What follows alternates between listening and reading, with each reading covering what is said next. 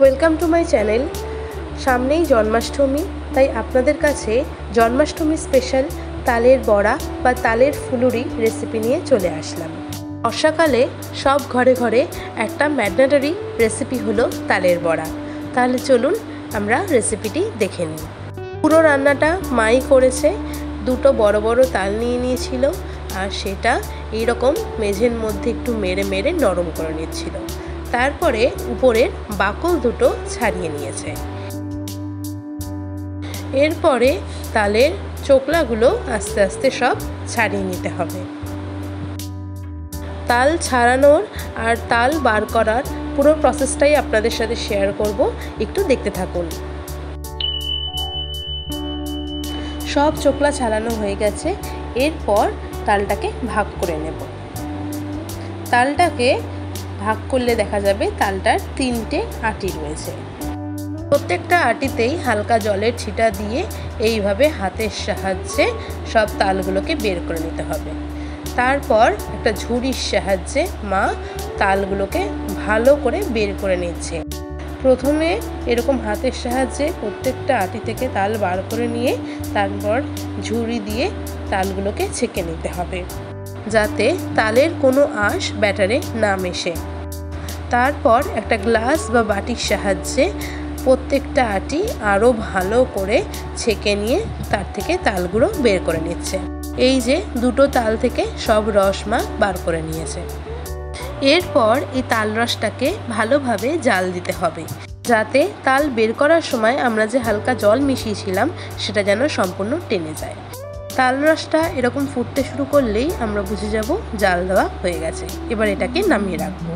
তালের বড়া তৈরি করতে মা প্রথমেই নিয়েছে তালের রস। এখানে মা হাফ করে নিয়েছে তালের রসটাকে, মানে একটা তাল রয়েছে। তারপরে নিয়েছে সুজি, ময়দা, কলা আর চিনি, আর নিয়েছে একটা নারকেল।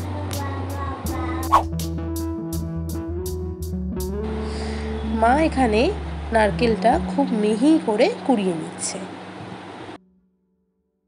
পর 6 থেকে 7টা কলা ভালো করে ছাড়িয়ে ম্যাশ করে নিচ্ছে। এরপর এই ম্যাশ করা কলার মধ্যেই মিশিয়ে দিচ্ছে সুজি।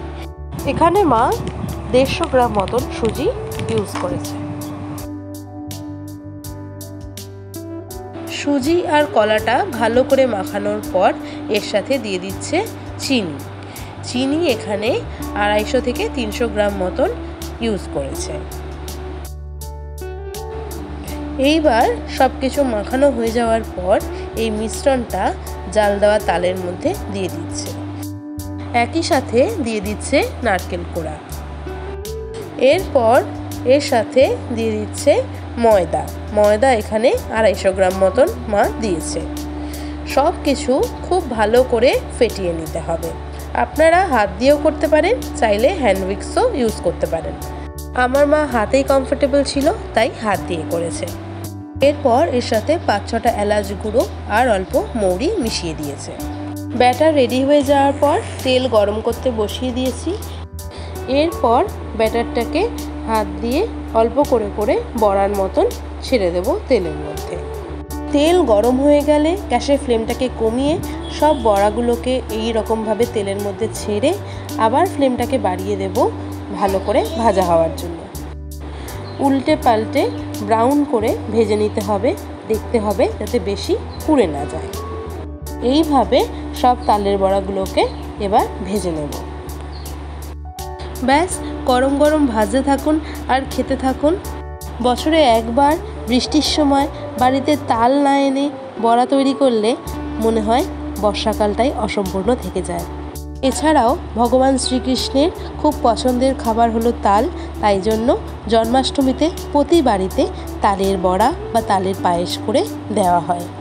ভিডিওটি ভালো লেগে থাকলে অবশ্যই লাইক আর শেয়ার করবেন, আর চ্যানেলটিকে সাবস্ক্রাইব করে আমার পাশে থাকবেন। আবার আসবো নতুন কোনো ভিডিও নিয়ে। ততদিন সবাই ভালো থাকবেন, সুস্থ থাকবেন। নমস্কার।